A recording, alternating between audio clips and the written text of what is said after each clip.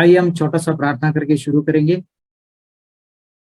प्यार से भरा हुआ सर्वशक्तिमान परमेश्वर, आपके चरणों में और एक दिन इस बाइबल स्टडी का माध्यम से हमको मिलकर आने के लिए आपने एक मौका दिया, इसलिए हम आपको धन्यवाद देते हैं। प्रभु जी, ये बाइबल स्टडी से हमारा विश्वास बढ़ना है, हमारा समर्पण मजबूत होना है, अंतिम समयों के लिए हम तैयार होना है और इस बाइबल स्टडी का माध्यम से आपका नाम का महिमा होना है। जुड़ जाने वाले सबको ये लाभदायक होने के लिए मैं प्रार्थना करता हूँ, आपके हाथों में सौंप देता हूँ, यीशु मसीह के पवित्र नाम से मांगता हूँ, आमीन। बाइबल स्टडी सेशन नंबर 15, इस सेशन में मैं सबको स्वागत करता हूँ और प्रभु यीशु मसीह के नाम में सबको अभिवादन करता हूँ। हमारा main topic and time prophecy है, आखिरी समयों का भविष्यवाणी है। उसमें हम एक सब टॉपिक लिए थे, 4 क्लास उसमें ऑलरेडी हो चुके हैं। Children of devil and children of God, शैतान के संतान और परमेश्वर के संतान। इसमें आज 5वां पार्ट है और ये आखिरी पार्ट रहेंगे इस सब टॉपिक में। इसका मतलब है अगला क्लास में प्रभु का इच्छा है तो हम एक नया टॉपिक शुरू करने वाले हैं। वो टॉपिक ऑलरेडी मेरे मन में है, क्योंकि ये सब एक दूसरे से जुड़े हुए टॉपिक्स है। एनीवे, आज हम ये 5वां पार्ट में क्या देखने वाले हैं, जल्दी से मैं बोलता हूं। पिछले क्लास में हमने ये देखा कि इतिहास में शैतान के कुछ बच्चों का नाम लेके, उनका चित्र, उनका तस्वीर लेके हमने बात किया कि फलाना फलाना शैतान का बच्चा, उन्होंने फलाना फलाना देश में इतने करोड़ों, इतने लाखों, इतने हजारों लोगों को मार डाला। सिर्फ मार डाला इतना नहीं है, उसमें सिर्फ कितना मार डाला उतना ही हमने एक चार्ट जैसा देखे गया लगभग 25-30 शैतान के बच्चों के बारे में हमने सुना। अलग अलग समयों में इतिहास में शैतानी काम किए हुए उन लोगों के बारे में हमने ऐसे ही देख लिया। तो आज मैंने सोचा आज हम उनमें से और 10 लोग, लगभग 25 लोगों का हमने देखा था नाम, उसमें से लगभग 10 लोगों का डिटेल में देखेंगे उन्होंने क्या क्या किया है, कितने सारे शैतानियत उनके द्वारा इस दुनिया में हुआ है, ये हम देखेंगे। जब हम शैतान के संतानों के बारे में वीडियो देखेंगे, ऐसा नहीं होना चाहिए कि आपको लगता है मैं कुछ सिर्फ वीडियो दिखा रहे। कुछ लोग शायद नए भी है, उनको पूरा का पूरा आउट ऑफ टच हो जाएंगे। तो मैंने सोचा पिछले दिनों में हमने डाला वो एक सवाल, कई सारे सवाल हमारा पेंडिंग में है। मैंने आपको वादा किया है कि वो सारे सवालों का जवाब आज नहीं तो कल नहीं तो एक ना एक दिन बाइबल स्टडी का माध्यम से ही आपको मिल जाएंगे। एक भी सवाल को जवाब देने बिना हम छोड़ेंगे नहीं। तो उसमें से एक सवाल मैं आज लेने वाला है और वो सवाल में हम बाइबल से वचनों को ढूंढेंगे, ताकि वो वचनों को आज हम ये वीडियोस देखने के समय में अप्लाई कर सकता है, देख सकता है, जोड़ सकता है और समझ पाएंगे कि बराबर है परमेश्वर का वचन कितना सच है, शैतान को संतान है इस पृथ्वी में। फिर मैं आखिरी में और एक वीडियो दिखाऊंगा जो इस बातों के बारे में है कि पहले देखने वाला 10 लोग जो है, जिनको हम बोलते हैं तानाशाह, डिक्टेटर्स, जो दुनिया में बहुत सारे शैतानी काम किए हैं, वो सब मर चुके हैं। अभी इस जमाने में भी दुनिया में तानाशाह लोग हैं, उनके बारे में हम चर्चा किया नहीं, करने के लिए हमारे पास समय नहीं है। उदाहरण के लिए 10 लोगों को हम ले लेते हैं। लेकिन एक राष्ट्र में, एक देश में एक तानाशाह कैसे उभर कर आते हैं, वो कैसे पैदा हो जाते हैं, कैसे वो उभर कर आते हैं, बड़ा हो जाते हैं और देश का अधिकारी बन जाता है। एक कॉमन पैटर्न है। क्यों इसके बारे में हमको बात करना है, मैं आखिरी में एक वीडियो दिखाऊंगा उसके बारे में कि एक तानाशाह कैसे उभर कर आते हैं, कैसे एक तानाशाह का निर्माण हो जाता है दुनिया में कोई भी राष्ट्र में। क्यों हमारा देश भी उस दशा में है जब कुछ ही समयों के अंदर हम देश में एक तानाशाह का काम देखेंगे। ये एक भविष्यवाणी के तौर से आप ले लीजिए, कोई प्रॉब्लम नहीं। चलो आगे बढ़ते हुए बाकी बातें बीच में मैं बोलूंगा। हम आगे बढ़ेंगे। हम पिछले क्लास में क्या देखा, मैं जल्दी से बोलता हूं। पिछले सत्रों में हमने इतिहास के कुछ शैतान के बच्चों के बारे में बात कर रहे थे, लेकिन ये सेशन में उसका कंटिन्यूएशन है। मतलब इसके पहले हमने कुछ सवालों को पूछा हुआ, सवालों में से एक सवाल भी ले लेंगे, और हमने देखा हुआ तानाशाह लोगों में 10 लोगों का डिटेल में उस वचनों के आधार पर तुलना करके देख लेंगे। तो पहले वो सवाल को हम देखेंगे। ये सवाल नंबर 14 था, जिसमें हमने ये पूछा था, what does the Bible say about the origin of Satan and his different names. शैतान की उत्पत्ति और उसके विभिन्न नामों के बारे में बाइबल क्या कहती है।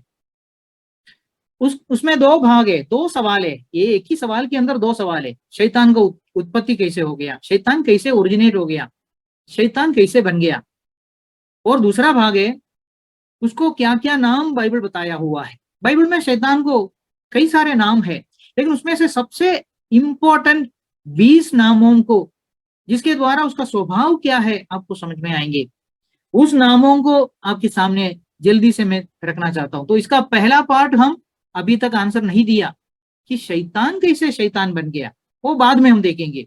लेकिन शैतान के बारे में बाइबल में दिया हुआ कुछ इंपॉर्टेंट नाम, सबसे मुख्य नाम क्या क्या है वो हम देखेंगे। चलो हम शुरू करेंगे। शैतान बनने के पहले कुछ नाम थे, उसमें से 3 नाम हम देखेंगे। क्या क्या नाम शैतान को थे। एक नाम था द अनॉइंटेड केरूब, अभिषिक्त करूब। एजेकियल 28 का 14 में लिखा है। दूसरा नाम है द डे स्टार और द एंजल ऑफ लाइट, सुबह का तारा, प्रकाश का दूत। यशायाह 14 का 12 में लिखा है। और वही बात नया करार में 2 कुरिन्थियंस 11 का 14 में लिखा है। तीसरा नाम है सन ऑफ द मॉर्निंग, सुबह का बेटा, सुबह का पुत्र। यशायाह 14 का 12 में लिखा है। 2 वचन में ध्यान आपका ध्यान 2 वचनों में मैं खींचना चाहता हूं। यशायाह का 14वां अध्याय और एजेकियल का 28वां अध्याय। 14 गुना 2 28। तो याद करने के लिए, आसान होने के लिए मैं बोलता हूं, यशायाह 14 और एजेकियल 18, ये दोनों अध्याय में, ये दोनों पुस्तकों का ये दोनों अध्याय में, चैप्टर में शैतान कैसे शैतान बन गया इसके बारे में लिखा है। तो शैतान का पुराना कुछ नामों को उधर दिया हुआ है, उसमें से हमने 3 नाम ले लिया। अनोइंटेड केरूब, अभिषिक्त करूब, द डे स्टार और द एंजल ऑफ लाइट, सुबह का तारा और प्रकाश का दूत, सन ऑफ द मॉर्निंग, सुबह का बेटा, सुबह का पुत्र। ये सब शैतान बिगड़ जाने के पहले, शैतान बनने के पहले, जब वो एक अनोइंटेड केरूब था, एक अभिषिक्त करूब था, एक स्वर्गदूत था, जब परमेश्वर के सिंहासन के एकदम निकट, एकदम सामने अभिषिक्त होकर खड़ा होने वाला एक स्वर्गदूत था, अच्छा था, उस समय में उसको दिया हुआ नाम थे। ये अनोइंटेड केरूब डिटेल में हम नहीं देखेंगे, फिर भी अनोइंटेड केरूब, अभिषिक्त करूब, करूब क्या है? स्वर्गदूत है, जिसको पंख रहता है, जो परमेश्वर के सिंहासन के एकदम निकट। हमको मालूम है स्वर्ग सबसे ऊंचा है, और स्वर्ग में परमेश्वर का सिंहासन सबसे ऊंचा जगह में है। उसके नीचे स्वर्गदूत खड़े रहते हैं, स्तुति आराधना करने वाले स्वर्गदूत है, और संदेशों को लेकर जाने वाले स्वर्गदूत है, युद्ध के लिए जाने वाले स्वर्गदूत है। तो ये अलग अलग स्वर्गदूतों को अलग अलग शेप है, अलग अलग स्वरूप है। प्रकाशित वाक्य में केरूबों के बारे में हमको दिखाई देता है, और यशायाह का पुस्तक में भी कुछ केरूबों के बारे में वर्णन किया हुआ है। उस विषयों में अभी हम नहीं जाएंगे, फिर भी मैं ये बताना चाहता हूं कि शैतान बनने के पहले एक अच्छा स्वर्गदूत था, अभिषिक्त था, परमेश्वर का निकट सिंहासन के एकदम सामने खड़ा होने वाला केरूब था, स्वर्गदूत था। उसको अच्छे अच्छे नाम थे। चलो अभी हम शैतान बनने के बाद में शैतान को क्या क्या नाम आ गया। सॉरी, लूसीफर बोल के एक नाम में किधर भी इधर लिखा नहीं, ये दूसरा नंबर जो लिखा है the day star, the angel of light, वही है लूसीफर, चमकने वाला स्वर्गदूत। तो ये हम बहुत गहराइयों में सीखने का एक विषय है। शैतान एक चमकने वाला स्वर्गदूत था, सारे मणियों से रत्नों से पूरा उनका शरीर और उनका वस्त्र जो भी बोलो वो पूरा मढ़ा हुआ था, उसको पूरा सजाया हुआ था। इसलिए आप मंदिरों में देखेंगे कोई भी शैतान का, खास करके बहुत सारे जो मूर्ति जो रहता है अलग अलग अवतार में वो आए हुए हैं, उस अवतारों में आपको वो बहुत सजाया हुआ दिखता है। और शैतान ऊंचाइयों में रहने वाला था, परमेश्वर का सिंहासन का नजदीक रहने वाला था, इसलिए शैतान के बहुत सारे वासस्थान पृथ्वी में जो है बोला तो मंदिर बोलो, उस मंदिरों को खास करके ऊंचे ऊंचे जगहों में बनाने के लिए ज्यादा कोशिश किया जाता है, पर्वतों के ऊपर वगैरह वगैरह। वो एक साइड पॉइंट है, फिर भी मैं बोलकर गया है। अभी शैतान बनने के बाद में इसको क्या क्या नाम मिल गया। चौथा नाम आता है उसका फेमस, तीन नाम है, चार नाम है, वो एक ही जगह में लिखा हुआ है, प्रकाशित वाक्य 12 का 9 में और 20 का 2 में, दोनों वचन में एक ही एक बात लिखा है, शैतान का चार नाम को लिखा है। उसका वो पुराने नामों में एक नाम है और बहुत फेमस नाम है, ओल्ड सरपेंट, पुराना नागिन या पुराना सर्प, पुराना सांप, पुराना सर्प। और एक नाम है द डेविल, इब्लीस। हिंदी में कुछ अच्छा ट्रांसलेशन नहीं है, क्या करेंगे, इब्लीस ऐसा करके एक शब्द डाला है, दूसरा कुछ ऑप्शन है ही नहीं है। तो डेविल, ये डेविल शब्द बहुत सारे जगह में बाइबल में हमको दिखाई देता है। जब कभी आप पढ़ेगा द डेविल, द डेविल, आपको ये समझना है कि ये शैतान है। इसके आगे जब कभी आप पढ़ेंगे the old serpent, the old serpent, पुराना सर्प या सर्प, जैसे दूसरा कुरिन्दी 11वां अध्याय में लिखा है, सर्प जैसे हवा को चतुराई से बहकाया। तो वो सर्प, सर्प कौन है, शैतान। तो शैतान का एक अलग नाम है ओल्ड सर्पेंट, पुराना सर्प, द डेविल, इब्लीस, तीसरा नाम ड्रैगन, अजगर, चौथा नाम सेटन, शैतान। तो ये सारे शब्दों को, ये कोई भी भाषा हो, ये लैटिन हो, हिब्रू हो, ग्रीक हो, क्या भी भाषा हो, उसमें ये शब्दों को, उसका स्वभाव को दिखाने वाला कुछ अर्थ है। बोला तो जब सर्प बोलेगा, आपको मालूम है सर्प कैसे जाते हैं, सर्प आते हैं जाते हैं आपको पता नहीं चलेगा, तो उसका स्वभाव को दिखाने के लिए वो नाम दिया जाता है।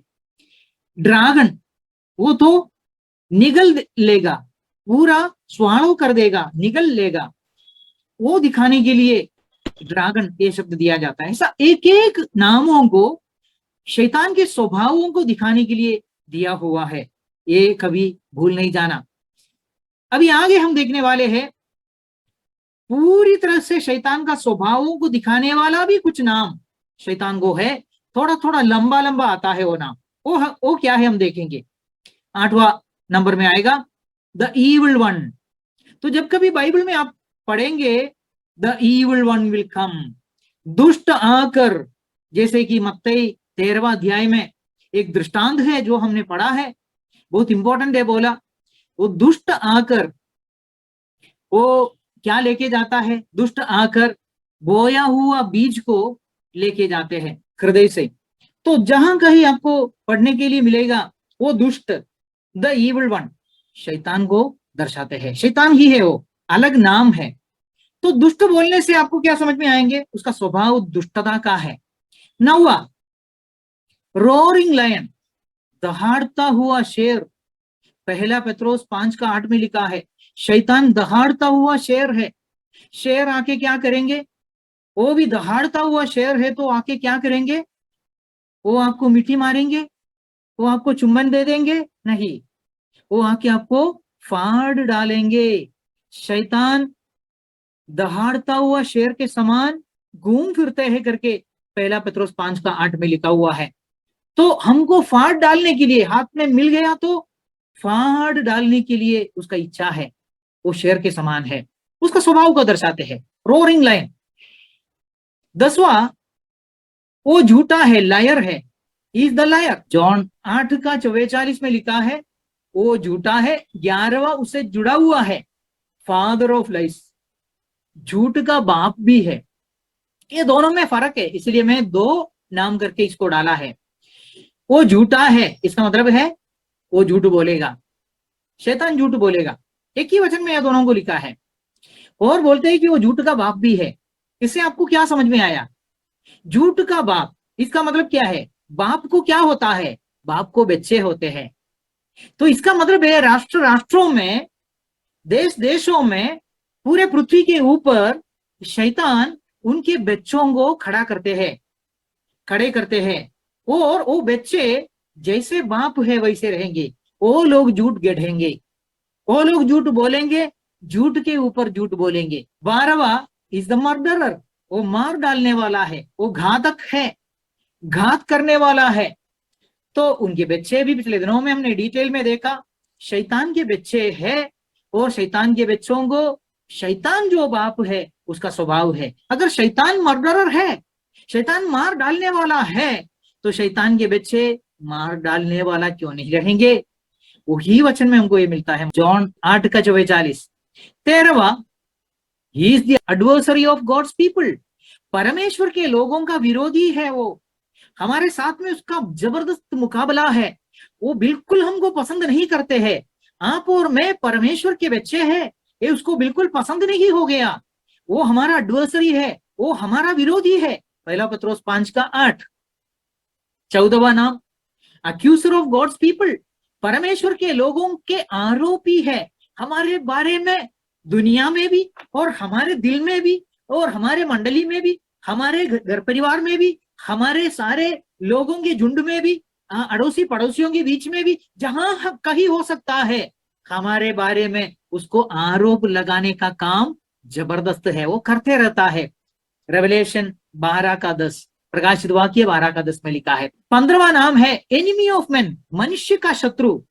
मैं और एक नाम दिखाऊंगा, उसके बाद में मैं उसके बारे में रेड में क्यों दिखाया है इसके बारे में मैं बात करूंगा। 16वां नाम है deceiver of the whole world, पूरी दुनिया को के धोखाबाज, पूरा दुनिया को धोखा देने वाला, मनुष्य का शत्रु करके मत्ती का 13:39 में लिखा है, जहां वो दृष्टांत बताया गया कि बीज बोने वाले, 2 प्रकार के बीज बोने वाले, अच्छा बीज बोने वाला और जंगली बीज बोने वाला।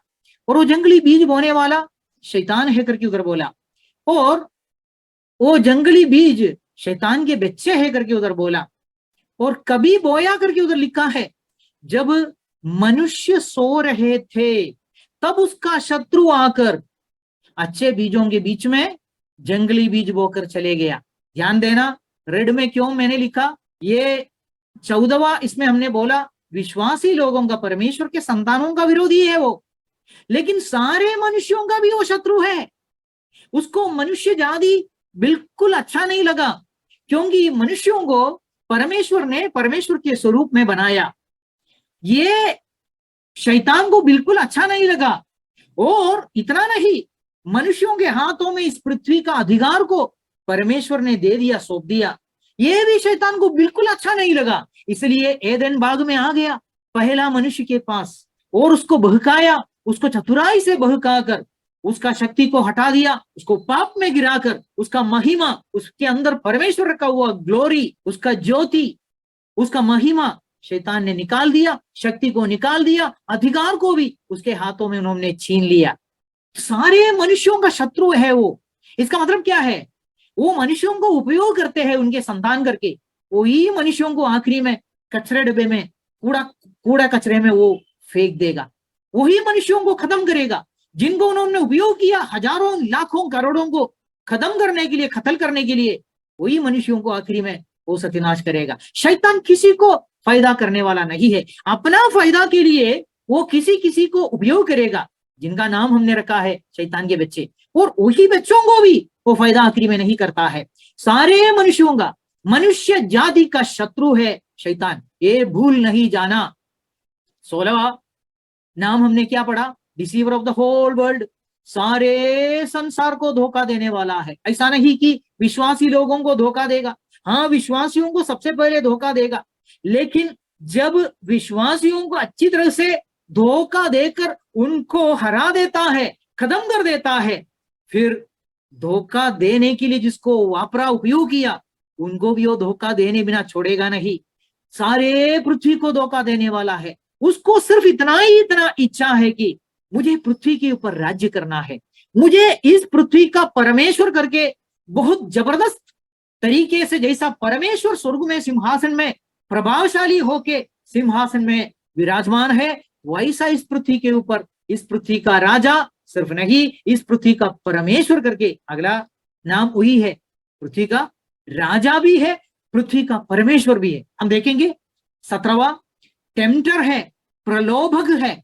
मत्ती 4:3 प्रलोभक बोला तो हमारे अंदर बुरा काम करने के लिए, पाप करने के लिए, पाप में गिरने के लिए, हमारे अंदर प्रेरणा डालने के लिए बहुत चतुराई से घुसकर आने वाला टेम्पटर है, वो प्रलोभक है।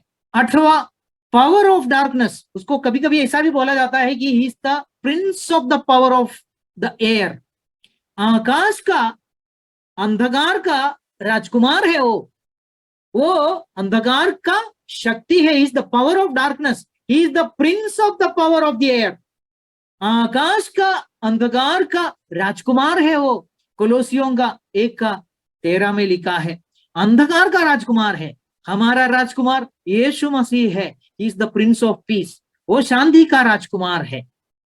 19वां उसको कुछ डेसिग्नेशन है, शैतान को उसका स्वभाव से भी ज्यादा उसका पदवी को दिखाने वाला भी 1-2 नाम है। वो नाम एक है गॉड ऑफ दिस एज, हम पहले से बोल रहे इस युग का परमेश्वर, इस दुनिया का अभी का परमेश्वर शैतान है। हम नहीं बोलते हैं, बाइबल बोलते हैं। 2 कुरिन्थी 4:4 में बोलते हैं इस युग के भगवान, शैतान का नाम दिया है इस युग के भगवान।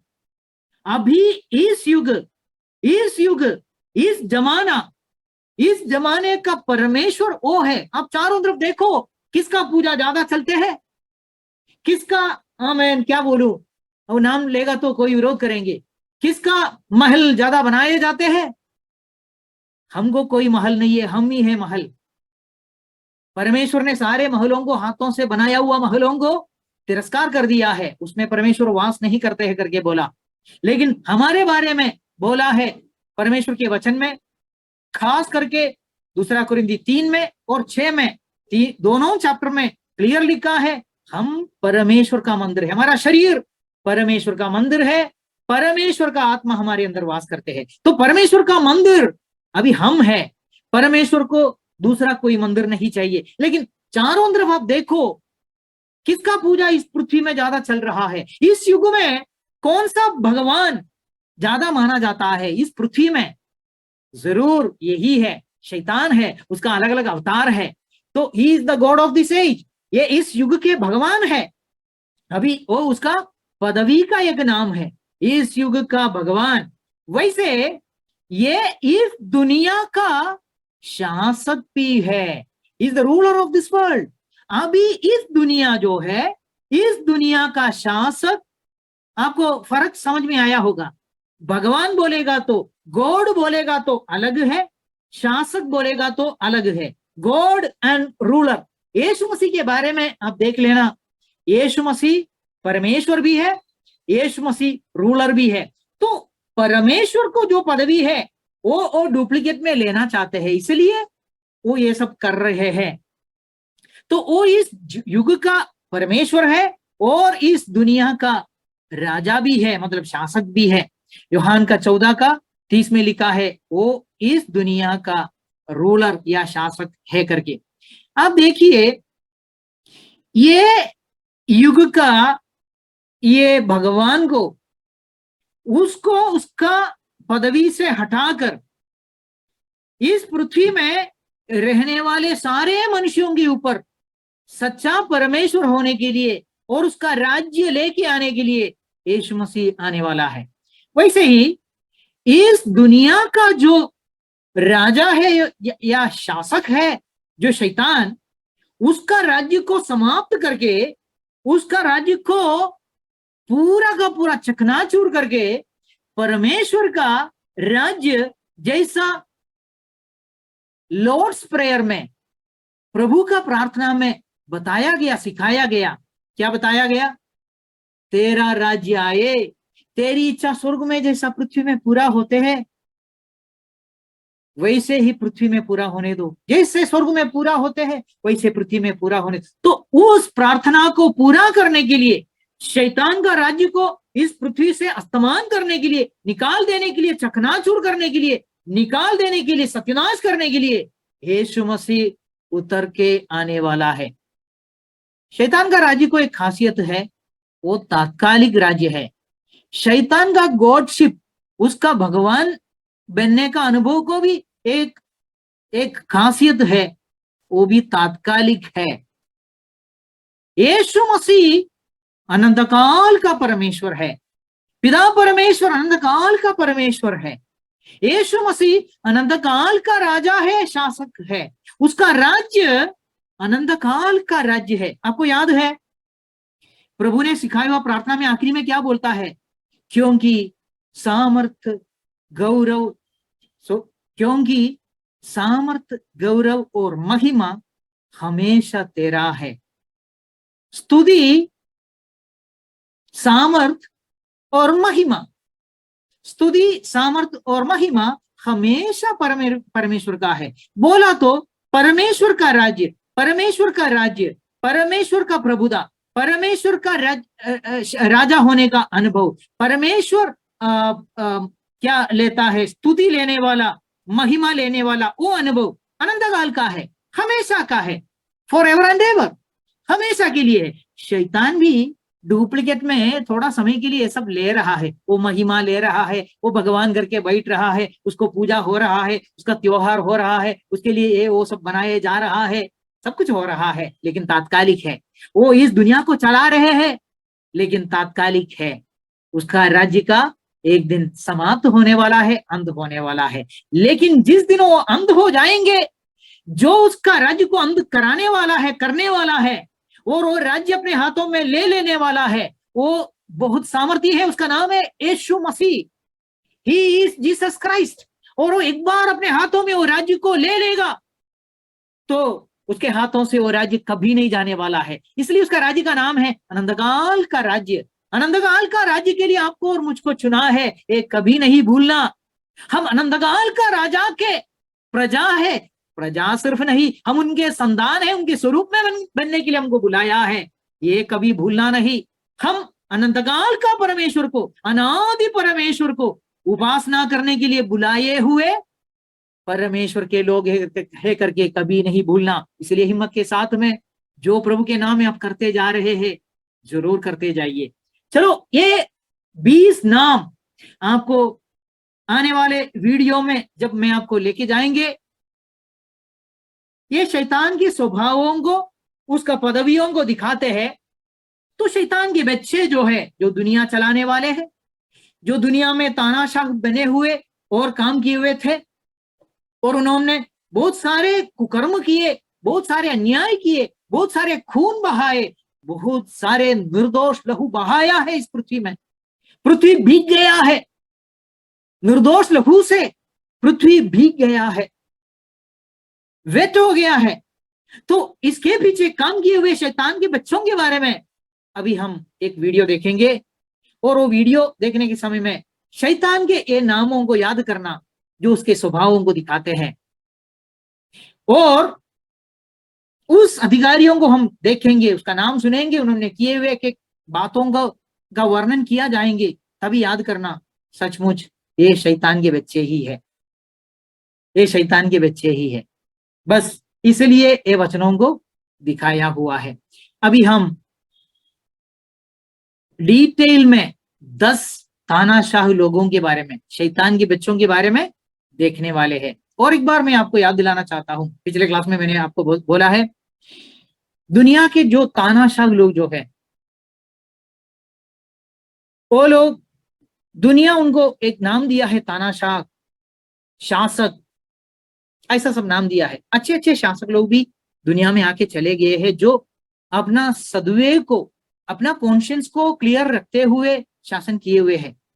तो दुनिया के ऊपर राज्य किए हुए सारे लोग शैतान के हैं, ऐसा कभी नहीं सोचना। लेकिन एक बात सच है, अगर दुनिया में किधर भी, कोई भी कोने में, कोई भी राष्ट्र में, कोई भी देश में, कोई भी इलाका में एक अच्छा व्यक्ति शासन कर रहे हैं, तो शैतान उधर आएगा और उसको सिंहासन से नीचे गिराएगा, उसको मार डालेगा, उसको खत्म करेगा, उसके ऊपर दोषारोप करेगा, उसको इलेक्शन में हराएगा, चतुराई के साथ में हराएगा, सब कुछ करेगा, उसको हटा देगा और शैतान का कोई व्यक्ति को वहां बसा देगा, बिठा देगा। ये शैतान का तरीका है, क्योंकि शैतान चाहते हैं कि सारे पृथ्वी में पूरा का पूरा, हर एक राष्ट्रों में शैतान नियुक्त किए हुए लोग उसके ऊपर राज्य करे। और ऐसा करते करते जब पृथ्वी का एक एक राष्ट्र उसके कब्जे में अलग अलग लोगों के द्वारा, तानाशाह लोगों के द्वारा, बुरे शासकों के द्वारा उसके हाथों में, उसके पंजे में आ जाते हैं, फिर वो उसका व्यक्ति को लेके आएगा जो एकदम ये तानाशाह लोगों में सबसे नंबर 1 है, जिसका नाम है दी एंटी क्राइस्ट। तो मैंने आपको बोला, एंटी क्राइस्ट आने के पहले, दी एंटी क्राइस्ट आने के पहले, क्रिस्तु विरोधी आने के पहले आने वाले ये सारे तानाशाह लोग, दी एंटी क्राइस्ट के पहले आने वाले ये सारे तानाशाह लोग छोटे छोटे एंटी क्राइस्ट है, क्रिस्तु विरोधियां है। किसके लिए? एक एक राष्ट्र को आखिरी में आने वाला तानाशाह, क्रिस्तु विरोधी, उसके लिए प्लेटफॉर्म तैयार करने के लिए, उसके लिए कब्जा करके तैयार करने के लिए ये है। इसलिए जब आप ये 10 तानाशाह लोगों का, जो दुनिया से मर मिठा है लेकिन उन्होंने किया हुआ क्रूरता का काम, बुराई, खून, ये सारे दुनिया से कभी निकल नहीं जाएंगे, उसका स्मरण दुनिया से, मनुष्यों के दिलों से मिटाया नहीं जा सकता है, वो आंसू बहते ही जाने वाला है। तो ये लोगों के बारे में जब हिंदी में है पूरा वीडियो वर्णन किया हुआ, मैं बीच में कुछ बोलने का जरूरत नहीं है, फिर भी कुछ अगर कुछ एक पॉइंट अगर बोलने के लिए मेरे मन में आते हैं तो वीडियो को मैं पॉज करूंगा और ज्यादा मैं वर्णन करूंगा, नहीं तो ये आपको सबको समझने वाला हिंदी भाषा में है ये वीडियो। पहला वीडियो 10 तानाशाह लोगों के बारे में, तो उनके बारे में सुनने के समय में याद करना, ये लोग क्रिस्तु विरोधियां है। पहला यूहन्ना 2 अध्याय 28 वचन, हे प्रियो, हम जानते हैं कि अब अंतिम समय है, बहुत सारे क्रिस्तु विरोधियां अभी उभर कर आए हैं। पहला सदी से लेकर लिख रहा है यूहन्ना, लिख रहा है पवित्र आत्मा से होकर लिख रहा है और बोल रहे हैं कि अब अंतिम समय है, क्योंकि बहुत सारे क्रिस्तु विरोधियां उभर कर आए हैं। उस समय से लेकर क्रिस्तु विरोधियां आने को शुरू हो गया, अभी तक आते ही रह रहा है। कई सारे राष्ट्रों में अभी भी एक एक क्रिस्तु विरोधियां बैठा हुआ है। हमारा देश के बारे में भी आप सोच लेना, कोई शक नहीं, इसमें भी बैठा हुआ है। तानाशाह मतलब डिक्टेटर, तो डिक्टेटर लोगों के बारे में अभी हम ये वीडियो देखने वाले हैं। चलो, हिंदी में है इसलिए मैं उसके बारे में डिटेल में बताने का कोई जरूरत नहीं, आप सुनते जाइए। लेकिन शैतान का नामों से, शैतान के स्वभाव से, ये तानाशाह लोगों के, एक डिक्टेटर्स का स्वभाव को आप तुलना करके देखें। दोस्तों, मानव इतिहास में एक से बढ़कर एक कट्टरपंथी और क्रूर नेताओं ने जन्म लिया, जिन्होंने अपने निजी फायदे तथा धर्म जात के नाम पर लोगों का शोषण किया और कई युद्ध कराकर लाखों करोड़ों लोगों की जानें ली।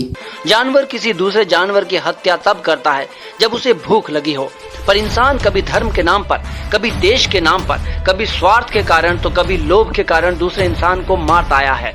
आज तक की महामारियों से इतने इंसान नहीं मरे होंगे जितने इंसान सत्ता के शीर्ष पर बैठे तानाशाहों की वजह से मरे हैं। नंबर 8, इदी अमीन। युगांडा के क्रूर तानाशाह इदी अमीन को युगांडा के कसाई के नाम से भी जाना जाता है। अमीन के विद्रोहियों के लिए 3 कार्रवाई होती थी, जेल, अत्याचार या मौत। एक अनुमान के अनुसार इदी अमीन के हाथों तकरीबन 5 लाख युगांडा वासी मौत के घाट उतारे जा चुके हैं। अमीन लोगों को इतनी निर्दयता पूर्वक मारता था कि सुनने वालों तक की रूह कांप उठती थी। उसके निर्दयी तरीकों में गुप्तांगों और जोड़ों को काटना, जिंदा लोगों की खाल उतारना, हथौड़ों से सिर कुचलने जैसे तरीके शामिल थे। ईदी अमीन ने पूरे 8 सालों तक युगांडा पर हुकूमत की और इन 8 सालों में शायद तक ही ऐसा कोई सुबह रही हो जब युगांडा की सड़कों पर सैकड़ों लाश न मिली हो। दावा किया जाता है कि अपनी सत्ता के दौरान ईदी अमीन ने पूरे 6 लाख लोगों को मौत के घाट उतार दिया। यही नहीं, सत्ता के नशे में चूर अमीन की नजर जिस किसी औरत पर पड़ जाती थी वो हर हाल में उसे हासिल करके ही मानता था। उसने 1-2 नहीं बल्कि 6 शादियां की थी और उसके 45 बच्चे थे। इंसानों का मांस खाने वाला ईदी अमीन को सम्मानित होने का बहुत शौक था और शायद इसी कारण वह हर रोज नए नए सम्मेलन और समारोह कराकर खुद को सम्मानित कराता था।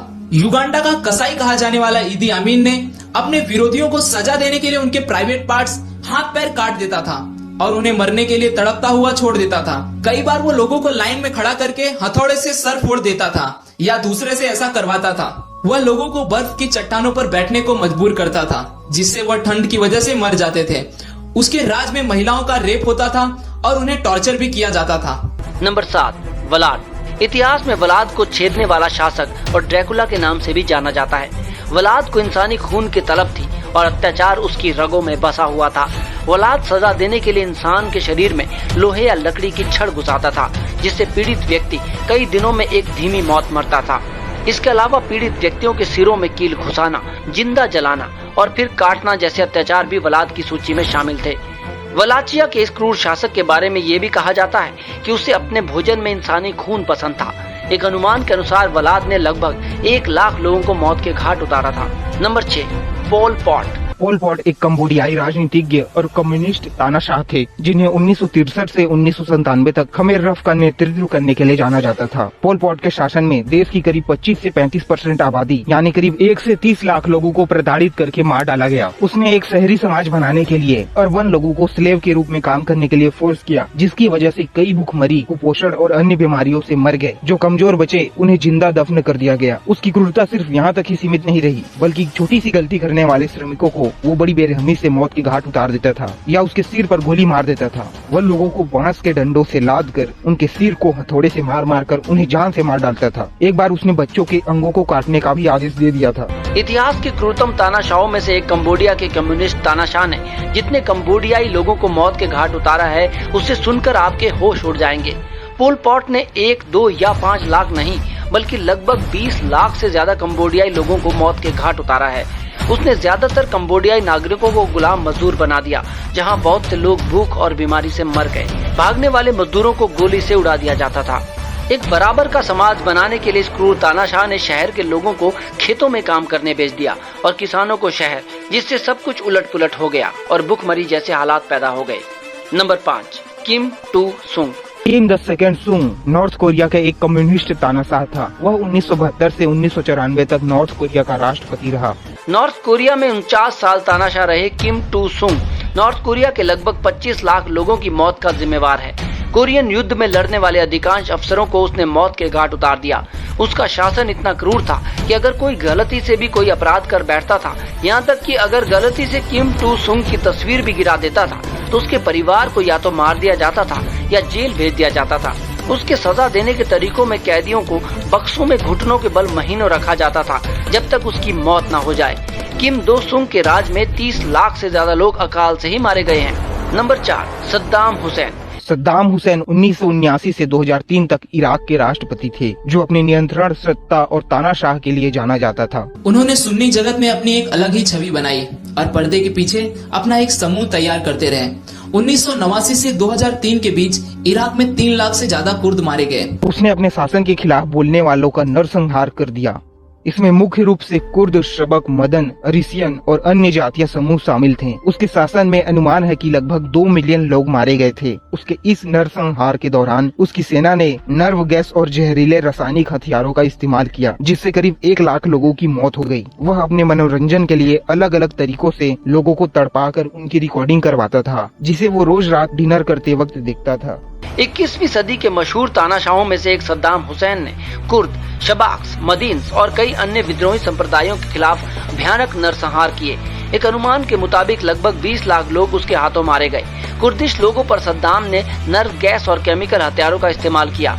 Number 3, Adolf Hitler. Adolf Hitler, इस शख्स का नाम आपने सुना ना हो ये तो हो ही नहीं सकता। एडोल्फ हिटलर अपनी नाजी पार्टी और तानाशाही के दौरान क्रूरता और अत्याचारों के लिए जाना जाता है। वह एक जर्मन पॉलिटिशियन था। हिटलर ने नाजी पार्टी के संस्थापक और 1993 से 1945 तक जर्मनी के चांसलर के रूप में काम किया।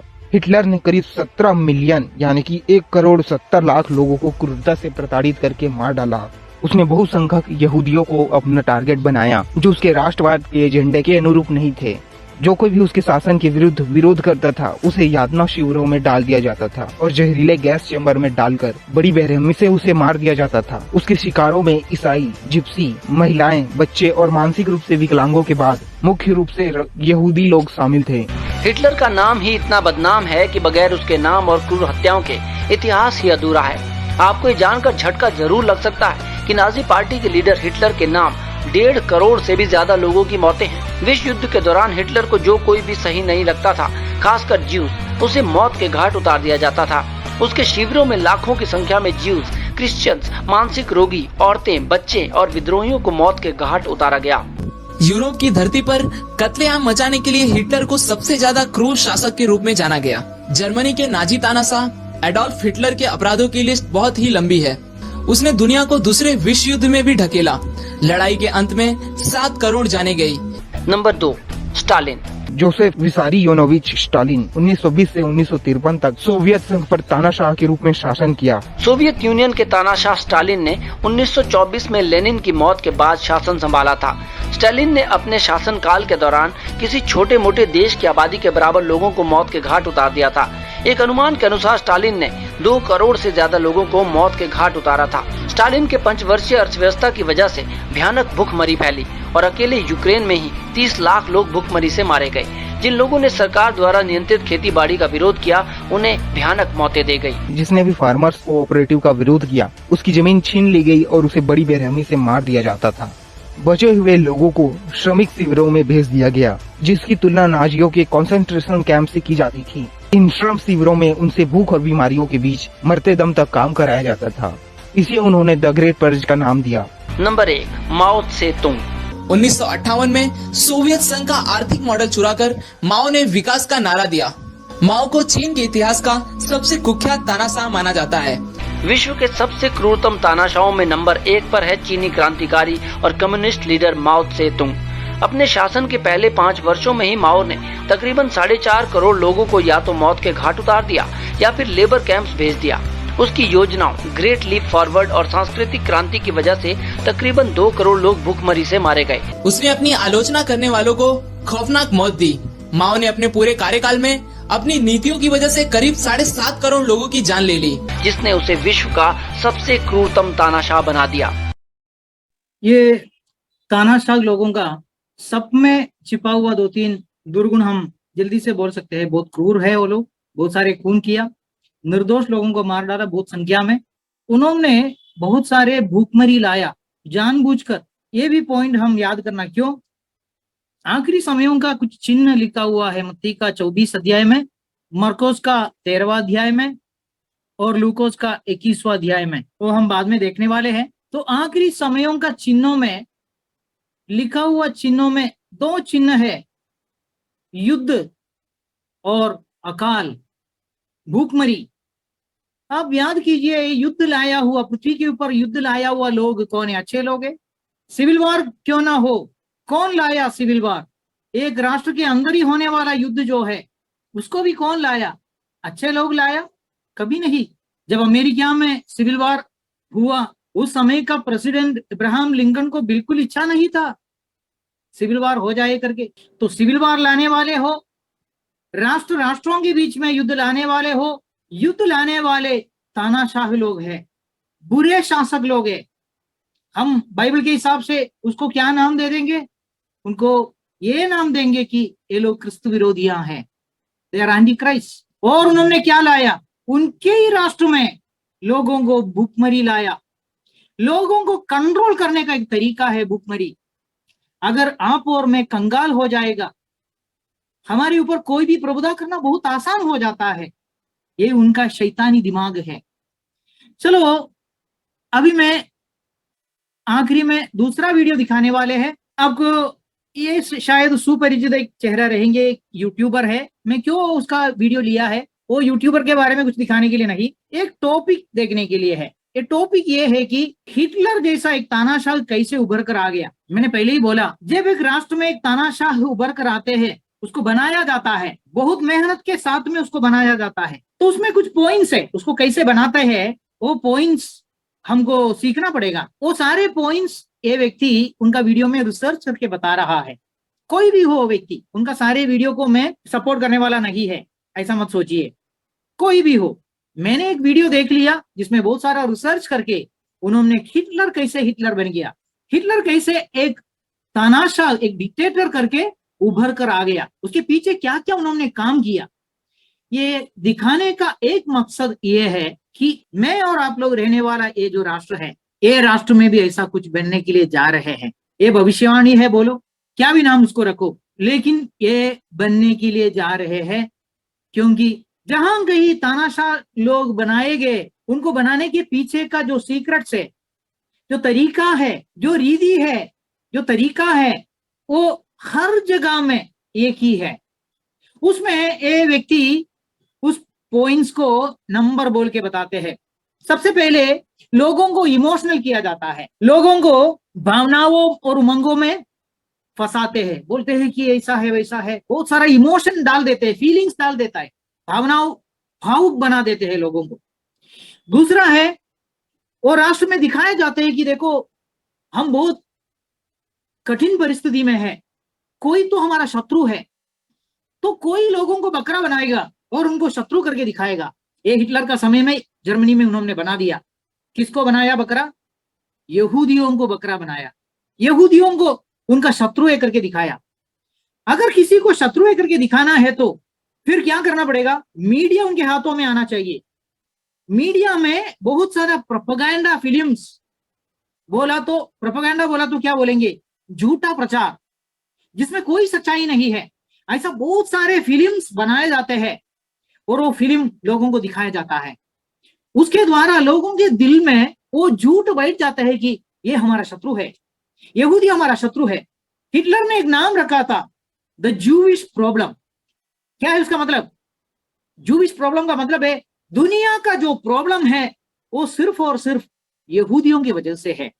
यहूदी बोल के जो जात है वो अगर खत्म हो गया इस पृथ्वी के ऊपर से, पृथ्वी का आधा से ज्यादा तकलीफ मिट जाएगा। उसका कारण मैं आपको बाद में बताऊंगा, प्रकाशित वाक्य में उसके लिए वचन है क्यों ऐसा किया गया, अभी हम उसमें गया नहीं। तो बोलने का मतलब, वो एक राष्ट्र में लोगों को डराया जाता है कि देखो तुम्हारे लिए एक शत्रु है, वो शत्रु हमारा कॉमन शत्रु है, वो शत्रु को संहार करना है, खत्म करना है। फिर वो शत्रु के बारे में प्रोपेगेंडा फिल्म्स बनाया जाता है, उसके लिए मीडिया का सहारा लेता है। मीडिया का सहारा लेना है तो मीडिया को खरीद लेना पड़ता है, उसके लिए क्या लगेगा? पैसा लगेगा। तो पैसा सप्लाई करने वाले बहुत सारे कंपनियां उनके पीछे लग जाते हैं और उनको पैसा दे देता है उनका इलेक्शन के समय में, और मीडिया में भी बहुत सारा पैसा डालने के लिए ये सारे कंपनियां आएगा। जैसा इंडिया में कुछ कंपनियां बुरे लोगों के पीछे पैसा देने के लिए तैयार होके खड़े हैं। तो मैं आपसे ये निवेदन करना चाहता हूं कि ये वीडियो सुनते जाने के समय में मैं बीच में रुकना नहीं चाहते हैं, लेकिन एक एक पॉइंट बताने के समय में आप याद करना कि ये जर्मनी में हो गया।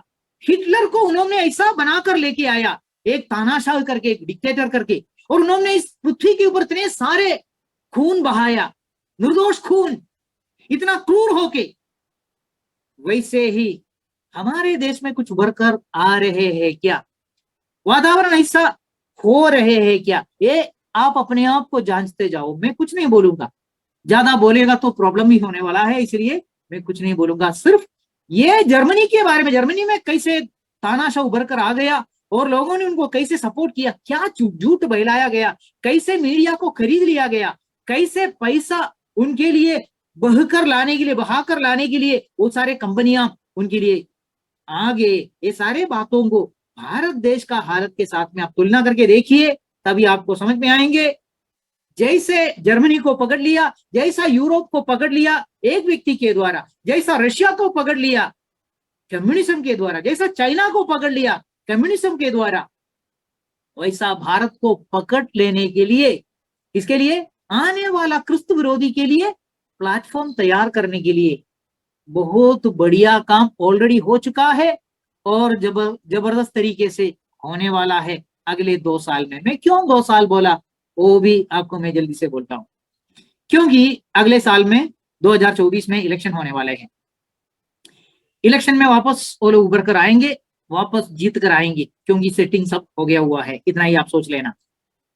फिर क्या होंगे, 2025 आने वाला है। 2025 एक संस्था का 100 साल पूरा होने वाला साल है और वो संस्था शैतान का संस्था है, क्योंकि उसमें मार डालने का ही वादा किया हुआ है, निर्दोष खून बहाने के बारे में ही वादा किया हुआ है और उनका दावा है, उनका इच्छा है, उनका प्रतिज्ञा है, उनका ओथ है, उनका प्रतिज्ञा है कि हम लोग इस राष्ट्र को एक दास राष्ट्र बनाएंगे।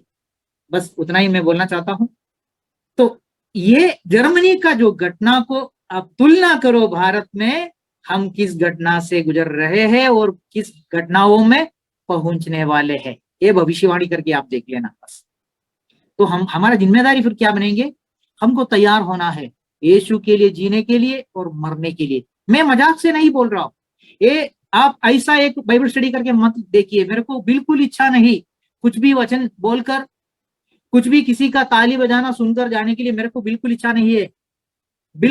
पिछले 5 सालों से मेरे मुंह में अंतिम समयों के लिए तैयारी छोड़ के, उससे जुड़े हुए बातों को छोड़ के कोई भाषण नहीं आ रहा है, कोई भाषण नहीं आ रहा है, क्योंकि अंतिम समयों का तैयारी के लिए है ये अंतिम समयों का भविष्यवाणी का ये बाइबल स्टडी। ये आप याद में रखना। और हमको क्या करना है, यीशु के लिए जीने के लिए और मरने के लिए तैयार होना है। आने वाले समयों के लिए हमको पवित्र आत्मा का अभिषेक पाके, शक्ति पाके तैयार होना है। मृत्यु क्यों ना हो, लेकिन यीशु के लिए मरना है। और देश के लिए हम प्रार्थना करना है, देश का अधिकारियों के लिए हम प्रार्थना करना है, क्योंकि अगर हम प्रार्थना नहीं करेंगे, हम पृथ्वी का नमक है भाइयों बहनों, हम दुनिया का, इस संसार का ज्योति है, ऐसा करके हमको रखा है। अगर हमारा ज्योति बुझ गया, हमारा नमक का नमकीनपन मिट गया, तो फिर ये पृथ्वी, ये भारत देश जल्दी से बिगड़ जाएंगे, युद्ध जल्दी से आएंगे, जातिवाद जल्दी से प्रबल हो जाएंगे, लड़ाई झगड़ाए रायट्स जल्दी से उभर कर आएंगे। ये सब नहीं होने के लिए हम प्रार्थना करना है, इसलिए ये बाइबल स्टडी दिया जाता है। इसका गंभीरता आप देख लेना। अभी मैं बीच में कुछ नहीं बोलूंगा, जो बोलना है मैंने बोल दिया। अभी ये वीडियो आप सुनते जाएंगे, भारत देश का कंडीशन से आप तुलना करते जाओ, हिंदी में है, पूरा आपको समझ में आएंगी। चलो, कभी सोचकर देखा है कि कैसे दुनिया के सबसे जाने माने डिक्टेटर एडोल्फ हिटलर ने करोड़ों लोगों को ब्रेन वॉश किया अपना अंधभक्त बनने पर? कैसे ये इंसान दुनिया का सबसे जाने माने डिक्टेटर बन गया?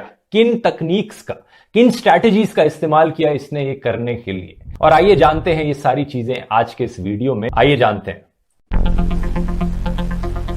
ग्रीक फिलोसोफर अरिस्टोटल ने कहा था कि बेसिकली 3 तरीकों से लोगों को मनाया जा सकता है, परसुएड किया जा सकता है, ईथोस, लोगोस और पैथोस। आज के दिन वैसे ये चीजें एमबीए के एडवर्टाइजिंग कोर्स में भी सिखाई जाती है। मैं एक टूथपेस्ट का एग्जांपल लेता हूं। मान लो मुझे आपको ये टूथपेस्ट बेचनी है। ईथोस का मतलब है कि मैं अपनी अथॉरिटी एस्टैब्लिश करूंगा अपना पॉइंट बनाने के लिए। मैं कहूंगा ये टूथपेस्ट आप खरीदो क्योंकि 90% डेंटिस्ट इस टूथपेस्ट को सर्टिफाई करते हैं कि ये अच्छी है, इसलिए आप इसे खरीदो। लोगोस का मतलब है कि मैं लॉजिक का इस्तेमाल करूंगा अपना आर्ग्यूमेंट बनाने के लिए। इस टूथपेस्ट को खरीदो क्योंकि इसमें फ्लोराइड है और फ्लोराइड आपके दांतों में जो कैविटीज होती हैं उससे फाइट करने में मदद करता है। और फाइनली पैथोस का मतलब है कि मैं इमोशंस का इस्तेमाल करूंगा आपको मनाने के लिए कि इस टूथपेस्ट को खरीदो क्योंकि इसमें देश का नमक डला है, और देश का नमक डला है इसलिए आपको प्राउड फील करना चाहिए इस टूथपेस्ट को इस्तेमाल करते वक्त, इसलिए इस टूथपेस्ट को खरीदो। अगर एक आम आदमी लॉजिकली सोचकर डेटा के हिसाब से वोट देगा तो कभी भी एक डिक्टेटर को वोट नहीं देगा। तो इसलिए एक डिक्टेटर को पैथोस यानी इमोशंस पर रिलाय करना पड़ता है लोगों का वोट लेने के लिए। Der Wiederaufstieg Deutschlands sei nur eine Frage von wenigen Tagen. Immer und immer wieder predige ich, der Wiederaufstieg der deutschen Nation ist die Frage der Wiedergewinnung der inneren Kraft und Gesundheit des deutschen Volkes. अगर आप अपने देश से प्यार करते हो तो मुझे वोट दो, अगर आप अपने सोल्जर्स की रिस्पेक्ट करते हो तो मुझे वोट दो। बहुत लोग प्रभावित होते हैं ऐसे ही इमोशनल भाषणों से, लेकिन कोई भी लॉजिकल इंसान इस भाषण को सुनेगा तो वो कहेगा ठीक है हम सोल्जर्स की रिस्पेक्ट करते हैं, लेकिन तुम्हें क्यों वोट करें इसके बदले।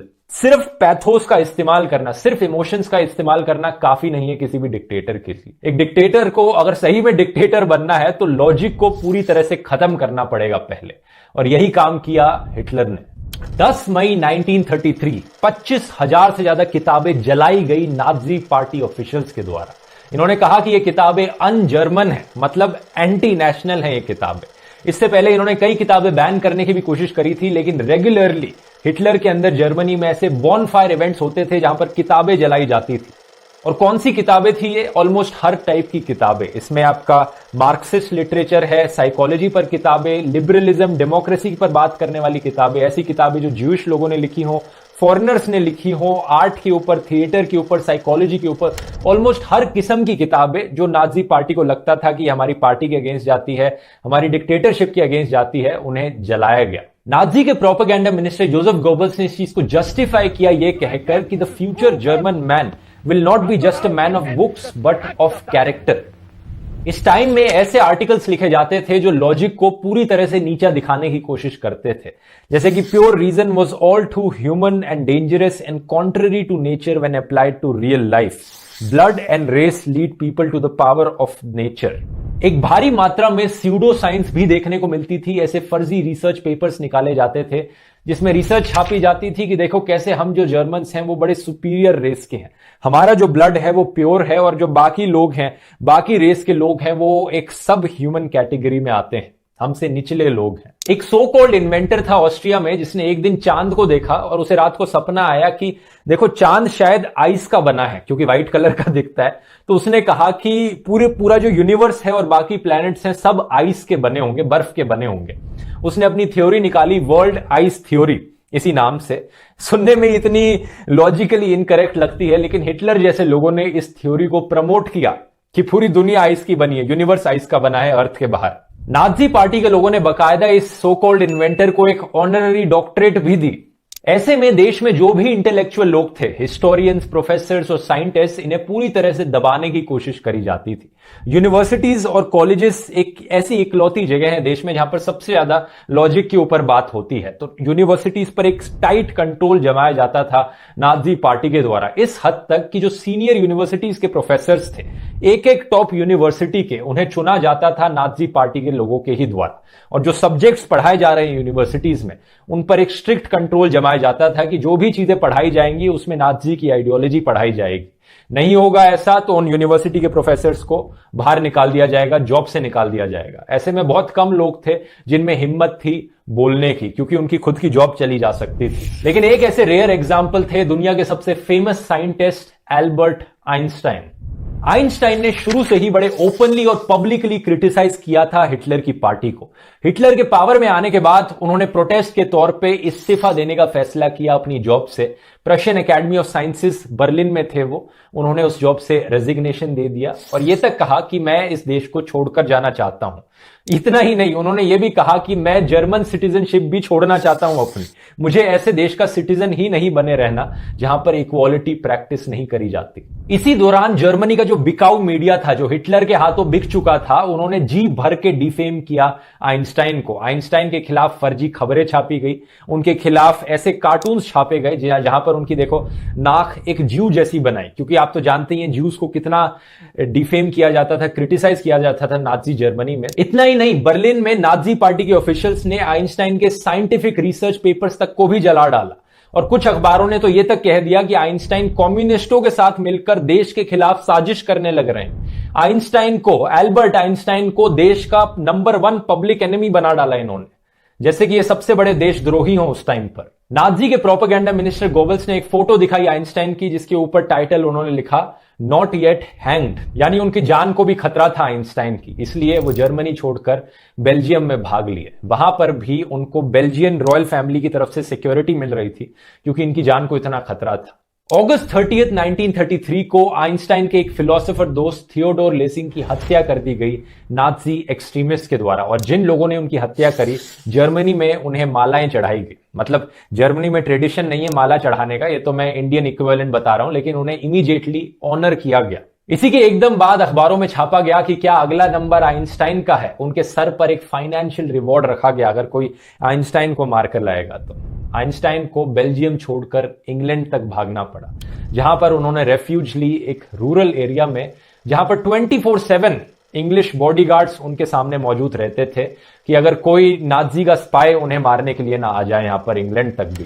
लेकिन वापस जर्मनी पर आए तो हिटलर की एक और फेमस तकनीक थी कि जर्मन्स के अंदर डर क्रिएट करो, एक फेक एनिमी क्रिएट करो, एक फर्जी दुश्मन जो असली में एग्जिस्ट नहीं करता, लेकिन उसके बेसिस पर देशवासियों को डराओ और फिर दिखाओ कि कैसे मैं हीरो हूं और आकर इन फर्जी दुश्मनों से मैं सारे देशवासियों को बचाऊंगा।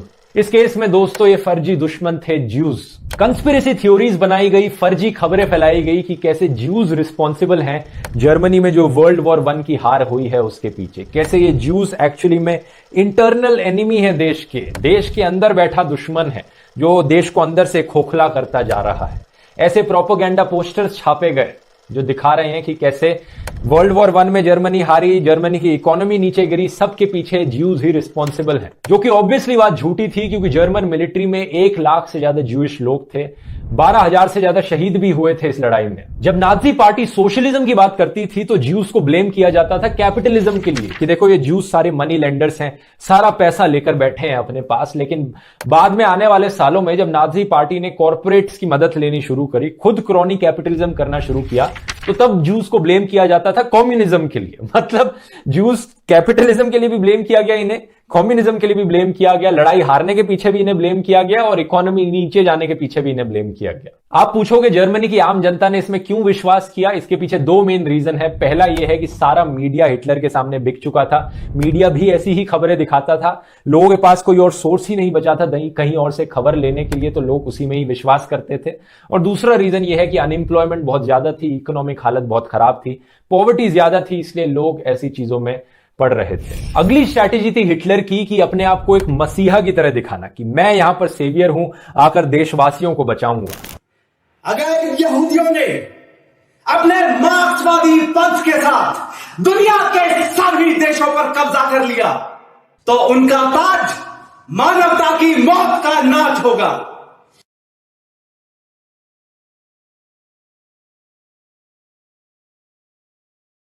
इसलिए आज मैं सर्वशक्तिमान विधाता के नाम पर काम करता हूं, खुद को यहूदियों से बचाकर मैं उसी परवरदिगार का काम करता हूं।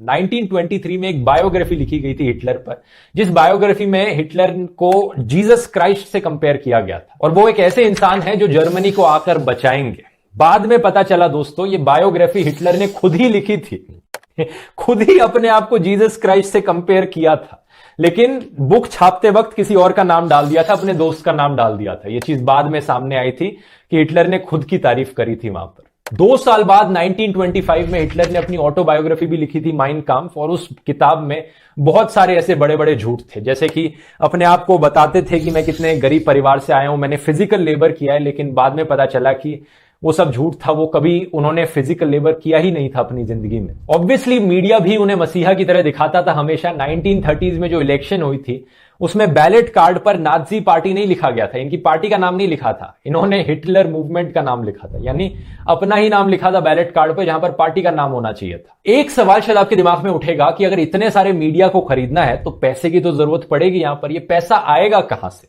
ये चीज आधी ही सच है वैसे दोस्तों, क्योंकि मीडिया को खरीदने के लिए प्रेशर बनाया जा सकता है, धमकाया जा सकता है, जर्नलिस्ट को जेल में डाला जा सकता है, इससे आधा काम कंप्लीट हो जाता है, लेकिन फिर भी बाकी आधे लोग पैसे से ही मानते हैं। तो हिटलर को बड़ी कॉर्पोरेट फंडिंग मिलती थी असल में। जो भी जानी मानी जर्मन कंपनी आज आप जानते हो, Volkswagen, BMW, Kodak, Siemens, Nestle, Fanta, Ford, इन सारी कंपनीज ने हिटलर को फंड किया था हिटलर के टाइम पे। कुछ ही साल पहले की खबर है कि जनता के प्रेशर में आकर इन सारी कंपनीज ने कॉम्पनसेटरी फंड्स दिए थे उन जूइश फैमिलीज को जो हिटलर के जमाने से बचकर निकल के आज भी जिंदा थी। वैसे कि आप जानते हैं दोस्तों, इंडिया में भी कई लोग इंस्पायर्ड थे हिटलर से। एक नाम जो सबसे सामने आता है वो है विनायक दामोदर सावरकर का। जर्मनी और इटली ने नाजी या तानाशाही की जादुई छड़ी के छूते ही जिस अद्भुत तरीके से बढ़ोतरी की है, इससे लगता है कि इनकी सेहत को इसी टॉनिक की जरूरत थी।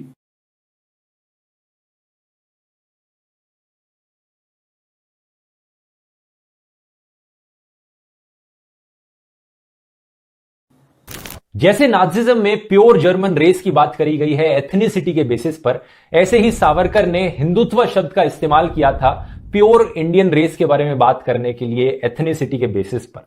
इनके हिसाब से हिंदुत्व एक पॉलिटिकल आइडियोलॉजी थी जिसमें कि हिंदू, सिख्स, बुद्धिस्ट और जैन्स आते हैं और मुस्लिम्स और क्रिश्चियंस आउटसाइडर्स की तरह हैं। इन्होंने ज्यूस को कंपेयर किया इंडिया में मुस्लिम्स से। आज के दिन कुछ लोग हिंदुइज्म और हिंदुत्व शब्द को इंटरचेंजेबली इस्तेमाल करते हैं, लेकिन अगर आप उस हिंदुत्व की बात करोगे जिसकी सावरकर ने बात करी थी, एक पॉलिटिकल आइडियोलॉजी, तो हिंदुइज्म और हिंदुत्व में जमीन आसमान का अंतर है। हिंदुइज्म एक ऐसी सोच है जो वसुदेव कुटुंबकम में विश्वास रखती है कि सारी दुनिया एक है, इंटरनेशनलिज्म। दूसरी तरफ हिंदुत्व की सोच सुपीरियोरिटी दिखलाती है कि कुछ लोग ऊपर हैं, कुछ लोग नीचे हैं, कुछ लोग इस सर्कल के अंदर हैं, कुछ लोग आउटसाइडर्स हैं जो निचले लेवल के हैं। सावरकर जैसे ही मुस्लिम्स में भी कुछ ऐसे लोग थे जो सुपीरियोरिटी की फीलिंग्स दर्शाते थे अपनी आइडियोलॉजी से, जैसे कि चौधरी रहमत अली जो चाहते थे मुसलमानों के लिए एक सेपरेट देश हो, मुसलमान ऊपर हैं, बाकी लोग नीचे हैं। ऐसे ही क्लियर आइडियोलॉजीज बार बार थ्रू आउट द हिस्ट्री हमें देखने को मिलती रही हैं। इंडिया से एक और एग्जाम्पल है गोलवालकर, जिन्होंने ओपनली दर्शाया था कि वो कितना पसंद करते हैं नाजी आइडियोलॉजी को। अपनी नस्ल और संस्कृति की शुद्धता को संरक्षित रखने के लिए जर्मनी ने यहूदियों जैसी नस्लों को राष्ट्र से मिटाकर पूरी दुनिया को चौंका दिया। नस्ल पर गर्व यहां अपने उच्चतम रूप में प्रदर्शित हुआ है।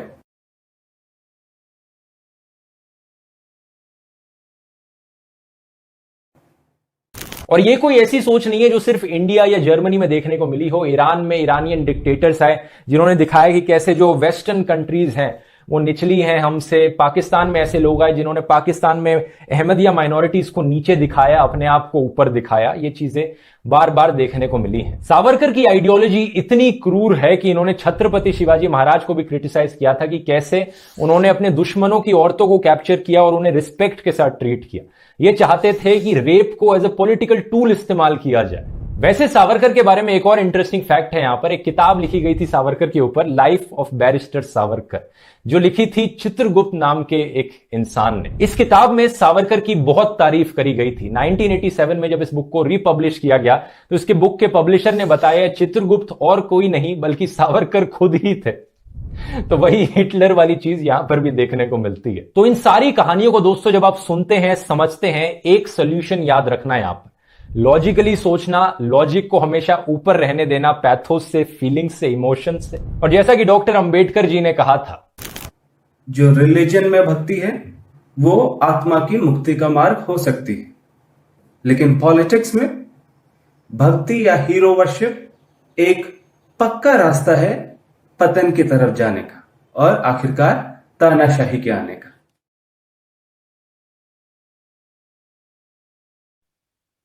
आपने पूरा सुन लिया। अभी मैं कुछ भी एक्सप्लेन करने की जरूरत नहीं है।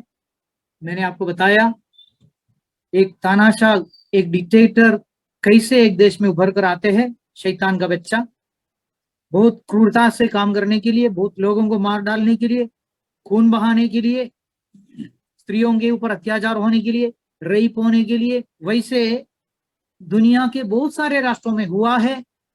तो हमारा देश के ऊपर हम नजर रखना कि इधर भी ये होने वाले हैं, इसलिए प्रार्थना करना। अगला हफ्ता के लिए हम एक होमवर्क क्वेश्चन डालते हैं। क्वेश्चन नंबर 16, 16वां question. In Matthew 12:26 Jesus clearly mentions about the kingdom of Satan. Who all are there in his kingdom. मत्ती 12:26 में यीशु स्पष्ट रूप से शैतान के राज्य का उल्लेख करता है। उसके राज्य में कौन कौन है? अगर एक राज्य है, अगर एक किंगडम है, तो किंगडम अकेला तो नहीं हो सकता है। वो किंगडम में उसके साथ में जुड़कर काम करने वाले बहुत सारे हो सकते हैं। तो शैतान को एक राज्य है, एक किंगडम है, एक साम्राज्य है, ऐसा यीशु मसीह ने बताया। तो है, अगर है तो अकेला तो नहीं रहेंगे। कौन कौन उसमें है, इसके बारे में बाइबल से आप पढ़ाई करके आ जाओ, उसके बारे में कभी ना कभी हम चर्चा करेंगे। बस इतना ही है। और ये जो टॉपिक था, the children of devil and children of God, शैतान के संतान और परमेश्वर के संतान, इस शीर्षक का ये जो परंपरा है, ये जो टॉपिक है, ये जो क्लासेस है, हमने 5 क्लास लिया। आज आखिरी क्लास था, खत्म हो गया। अगले हफ्ते में या अगली बार अगला क्लास में हम इससे जुड़ा हुआ दूसरा एक टॉपिक, अंतिम समयों का भविष्यवाणी से जुड़ा हुआ दूसरा एक टॉपिक शुरू करेंगे। उसमें भी कम से कम 4-5 क्लास रहेंगे, बहुत इंटरेस्टिंग रहेंगे। वो ये है कि उसमें एक सवाल है, which are the 3 important names of the son of God. Title में कुछ अलग तरीके से डालूंगा, मैं ऐसा डालूंगा, the 3 names of the son of God. परमेश्वर का पुत्र का 3 नाम, वो हमको मालूम है, लॉर्ड जीसस क्राइस्ट। तो लॉर्ड जीसस क्राइस्ट, ये तीनों शब्द का अर्थ, खास करके उसका आखिरी शब्द जो है क्राइस्ट, लॉर्ड जीसस क्राइस्ट, प्रभु यीशु मसीह, उसमें आखिरी शब्द जो है मसीह, मतलब क्राइस्ट, उसका अर्थ क्या है, उसके बारे में बाइबल क्या बोलते हैं। पूरा दुनिया में इतने सारे एंटी क्राइस्ट, डुप्लीकेट क्राइस्ट क्यों उभर कर आ रहे हैं, और आखिरी में एक एंटी क्राइस्ट क्यों उभर कर आ रहे हैं। तो क्राइस्ट का मतलब, उसका अर्थ समझना बहुत जरूरी है। बहुत इंटरेस्टिंग रहेंगे। तो अगले क्लास में से लेकर हम ये शुरू करेंगे। इतना बोलकर आज का क्लास मैं खत्म करता हूं। सबको धन्यवाद, प्रभु को बहुत बहुत धन्यवाद।